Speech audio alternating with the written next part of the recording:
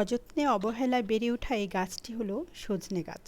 সজনে পাতা অলৌকিক পাতা নামেও পরিচিত। সমগ্র পৃথিবীতে সজনে পাতা মোরিঙ্গা নামেও পরিচিত। সজনে পাতা একটি সুপারফুড। গাঢ় সবুজে পাতা শাক হিসাবে খাওয়া যায়, পাকোড়া তৈরি করে খাওয়া যায়, কোফতা তৈরি করে খাওয়া যায়, ভর্তা তৈরি করে খাওয়া যায়। তাছাড়া পাতা শুকিয়ে পাউডার বানিয়ে পানির সাথে মিশিয়েও খাওয়া যায়। জানলে অবাক হবেন যে প্রতি গ্রাম সজনে পাতায় কমলা লেবুর চেয়েও 3 গুণ বেশি ভিটামিন সি রয়েছে, দুধের চেয়েও 4 গুণ বেশি ক্যালসিয়াম রয়েছে, গাজরের তুলনায় 4 গুণ বেশি ভিটামিন এ রয়েছে, পাকা কলার চেয়েও 3 গুণ বেশি পরিমাণের পটাশিয়াম রয়েছে এই সজনে পাতায়। সজনে পাতা আমাদের শরীরকে ডিটক্সিফাই করে। মানবদেহে 70 থেকে 100 ট্রিলিয়ন সেল আছে। এই সেলগুলিতে প্রতিনিয়ত রিয়াকশন হয়, এতে করে আমাদের শরীরে ফ্রি রেডিক্যালস বা বর্জ্য পদার্থ বের হয়ে আসে।